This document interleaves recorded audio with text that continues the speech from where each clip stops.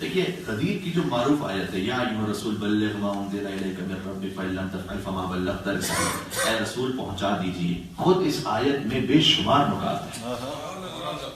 Official عہدے سے پکارا اللہ سبحانہ و تعالیٰ یا ایھا الرسول، اس لیے کہ سرکاری کام تھا.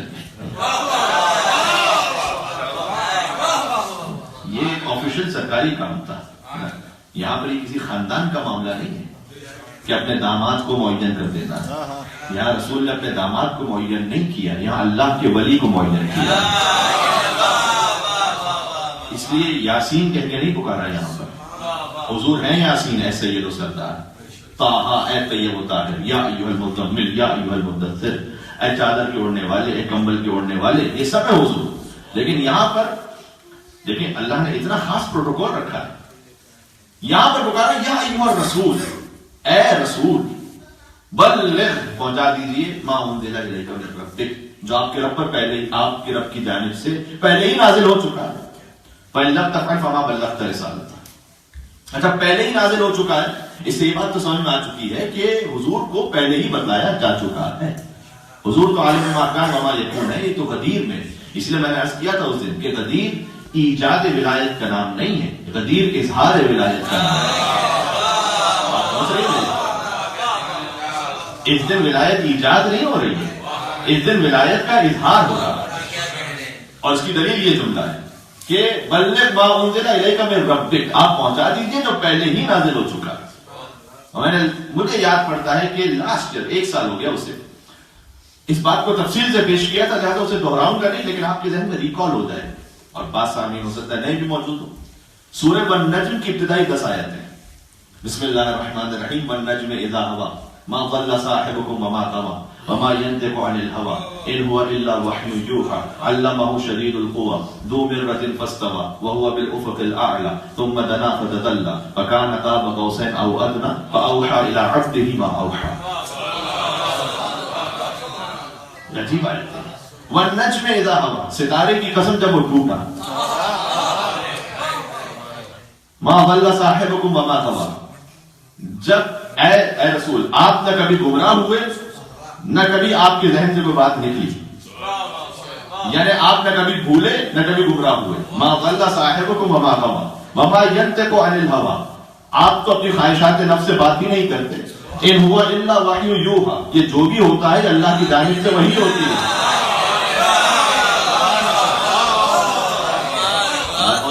ان هو الا وحی یوحى، یہ تو جو بھی ہے اللہ کی جانب سے وحی ہے.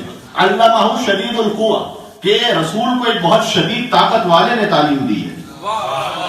اللہ نے اپنے آپ کے لیے کہا علمہ شدید القوى، جو بہت شدید طاقت والا ہے اس نے یہ وحی تعلیم دی ہے. وهو بالافق الاعلى، جبکہ آپ اعلیٰ ترین افق پر موجود تھے. دنا فتدلى، اس کے بعد آپ قریب ہوئے اور جھکے. وكان قاب قوسين او ادنى، اور اتنے جھکے کہ 2 کمان اور اس سے کم کا فاصلہ رہ گیا. یہ 9 آیتیں ہو گئی. فاوحى، فا ہے یہاں پر، فا بلا تفریق بلا فصل. فاوحى، فوراً اللہ نے وحی کی. الی عبدہ، اپنے بندے کی طرف. ما اوحى، جو بھی وحی کی.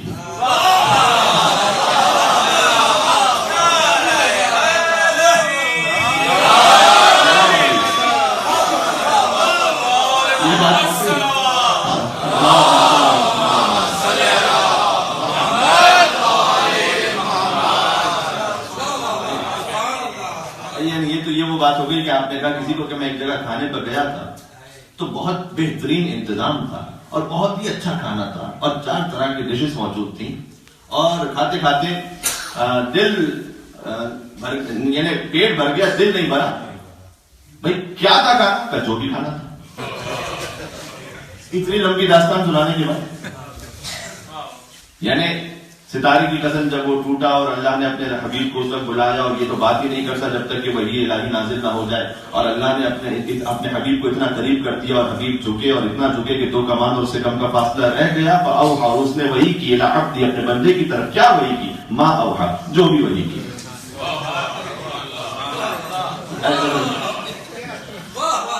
یعنی یہ کیا انداز. فاوحى الی عبدہ ما اوحى. اور اس میں خاص بات ہے، ایک بہت خاص بات ہے اس میں. وہی کس کے ذریعے سے نازل ہوتی تھی؟ جبریل کے ذریعے سے. یہاں جبریل کا ذکر بھی نہیں ہے. فاوحا، اللہ نے وحی کی، الی عبدہ، اپنے بندے کی طرف، ما اوحا، جو بھی وحی کی۔ ایک اور آسان مثال دے دوں، کیا جی بھی تشریف فرمائے یہاں پر، میری ان سے کوئی بات ہو رہی تھی تو پی ایس پی کے پریزیڈنٹ اور پی ایس پی کے ریزیڈنٹ مولانا کوئی بات کر رہے تھے، ہماری بات ختم ہوئی، ہم آپس میں بات کر رہے تھے کہ کسی نے مجھ سے آ کے پوچھا کہ کیا بات کر رہے تھے جاجی، میں نے کہا جو بھی بات کر رہے تھے۔ اچھا پھر جب صحیح موقع آیا نا تو میں اس وقت ممبر پر تھا، پتہ نہیں میں کیا پڑھ رہا تھا،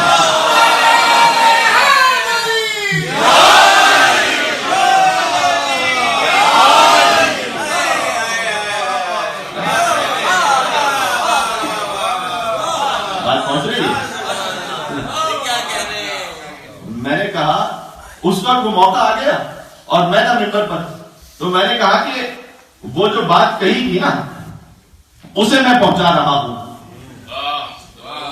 یا انہوں نے مجھ سے ریکویسٹ کر دی کہ آپ وہ پہنچا دیجئے جو آپ کو بتایا گیا تھا۔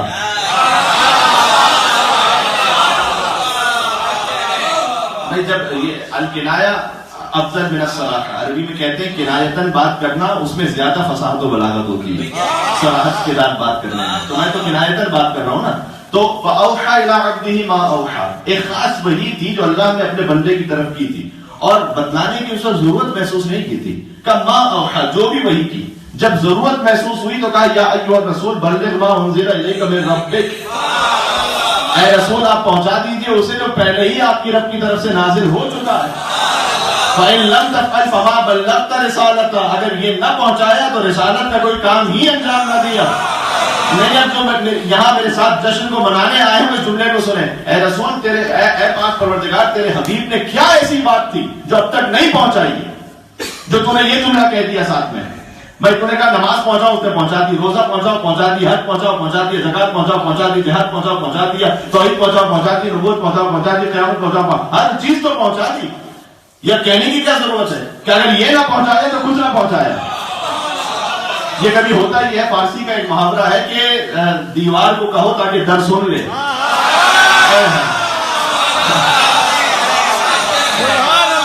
یہ کہا اپنے حبیب کو کہ اگر یہ نہ پہنچایا تو کچھ نہ پہنچایا۔ مسلمانوں کو سمجھا رہا تھا اللہ کہ میں اپنے حبیب سے کہہ رہا ہوں یہ نہ پہنچایا کچھ نہ پہنچایا، تم سمجھ لو، اسے نہ ماننا۔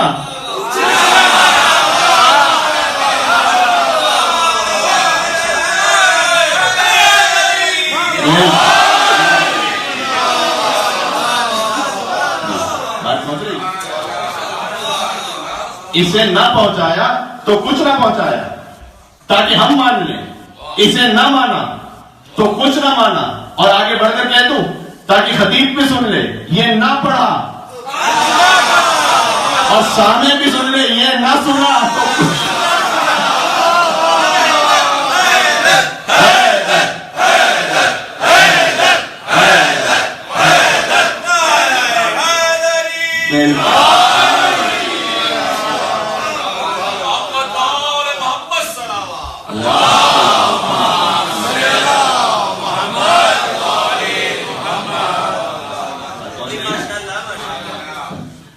اچھا آج یقین فرمائیے ذاتی طور پر میں بہت زیادہ خوش ہوں، کیوں؟ اس لیے کہ وقت پر تقریر شروع ہو گئی ہے۔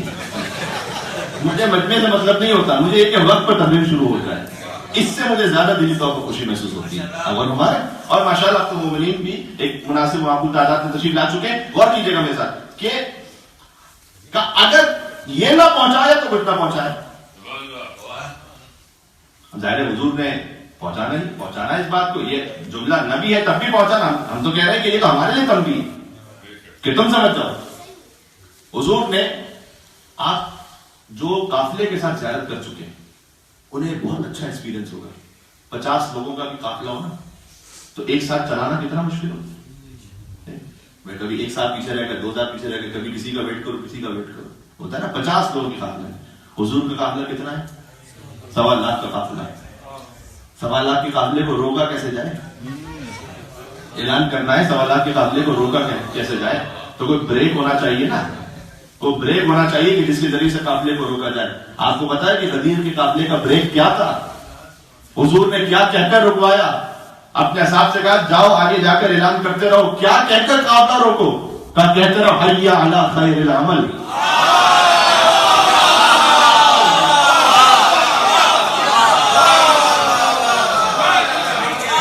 ایک مل کے صلوات بھیجے محمد و آل محمد.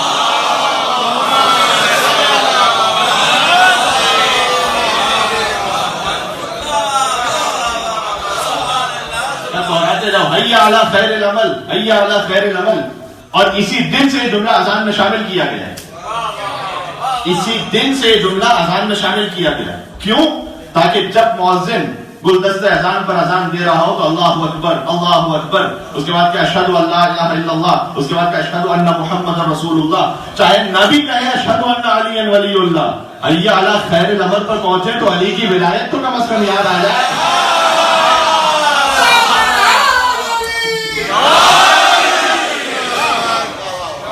آل بیت محمد بلند ترین صلوات.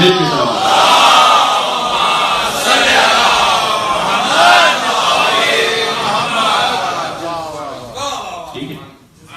اس کے بعد حضور نے ایک خطبہ دیا، حضور کے طویل ترین خطبوں میں سے 3 گھنٹے کا خطبہ، شدید گرمی میں. اب کچھ گرمی سے جل رہے تھے.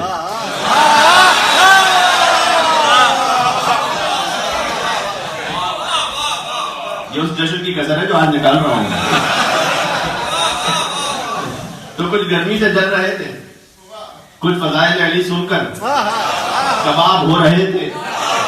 اور جا کر خطبہ غدیر دیکھ لیجئے گا، مجھ پر یقین نہ کیجئے، جا خود دیکھ لیجئے گا. حضور نے خدا کی حمد و ثنا بھی بیان کی، اپنی نبوت کا بھی دوبارہ اعادہ فرمایا، اسے تکرار کیا، اور علی کے فضائل بیان کیے. اور علی کے فضائل میں 110 جملے ارشاد فرمائے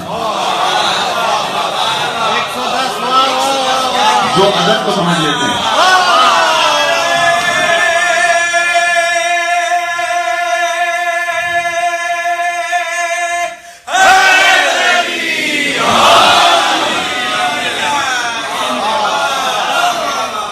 ایک 110 جملے علی کے فضائل پر ارشاد فرمائے.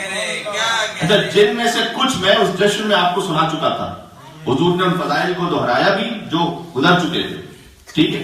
اچھا، یہ کمال کی بات ہے. حضور نے جو فضائل بیان کیے ہیں، کبھی بھی فقط غدیر کی بات نہیں کر رہا میں تو بات کر رہا ہوں دعوت ذوالعشیرہ سے لے اشیر سے لے کر غدیر تک سب جتنے فضائل حضور نے علی کے بیان کیے. کاش میری بات پہنچ جائے. اگر یہ والی بات میری پہنچ گئی نا اشاروں میں، تو میں ذاتی طور پر بہت خوش اور مطمئن ہو جاؤں گا. حضور نے کسی ایک فضیلت کے لیے بھی، علی کی کسی ایک فضیلت کو بھی اگر کہہ کر بیان نہیں کیا.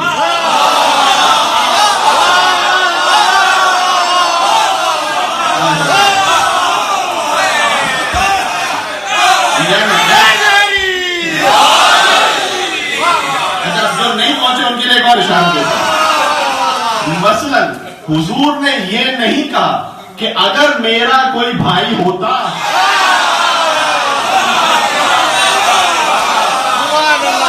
تو علی ہوتا. یہ نہیں کہا حضور نے. فرمایا علی میرا بھائی ہے. یہ نہیں فرمایا کہ اگر کوئی مومنوں کا امیر ہوتا تو علی ہوتا. نہ اب جو پہنچ گئے. اچھا، ایک مل کے سلوات بھیجے تاکہ میرے دل کو تسلی ہو.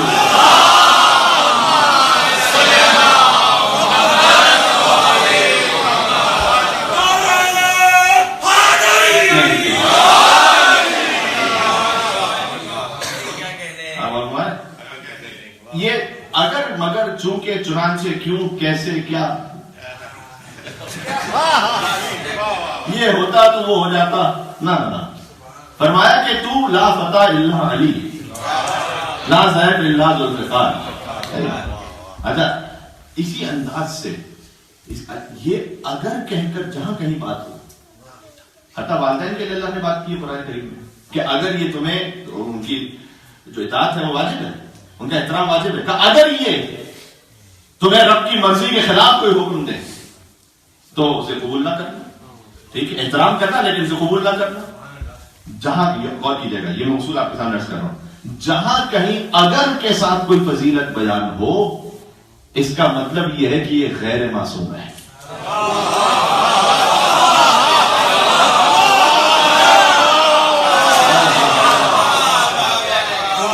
جہاں کہیں اگر کے ساتھ کچھ بیان ہو تو یہ غیر معصوم ہے، اس کا مطلب ہے وہ بھی اگر فضیلت صحیح نکل آئے تو تب جا کر بھی غیر معصوم ہے۔ جہاں مطلق بیان ہو، مطلق اللہ نے اپنے لیے بیان کیا، اطیعوا اللہ، اللہ کی اطاعت کرو، واطیعوا الرسول، اور رسول کی اطاعت کرو، وَأُولِي الْأَمْرِ مِنْكُمْ، یہاں سے سمجھ میں آیا کہ جو اللہ کی اطاعت کا معیار ہے اور جو رسول کی اطاعت کا معیار ہے ویسا ہی اولي الامر کی اطاعت کا معیار ہے۔ اب ایک سلام دیجیے کہ میں اور آگے بڑھتا ہوں یہاں سے۔